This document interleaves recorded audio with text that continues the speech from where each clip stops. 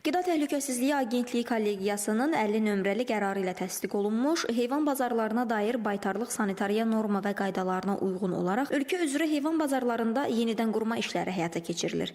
Bir çox bazarda artıq işlər yekun mərhələyə çatıb və həmin bazarlarda sanitar, gigiyenik və baytarlıq tələblərinə uyğun şərait təmin olunub. Göygöl rayonunda yerləşən heyvan bazarında da rekonstruksiya işləri yekun mərhələdədir. Göygöl rayonunda yerləşən heyvan bazarında biotəhlükəsizlik tələblərinə uyğun olaraq aparılan rekonstruksiya işləri artıq demək olar ki, yekunlaşıb. Bu bazarın açılmasına yaxın günlərdə baxılacaq. Qeyd edim ki, bazarın girişində baytarlıq nəzarət məntəqəsi tikilib.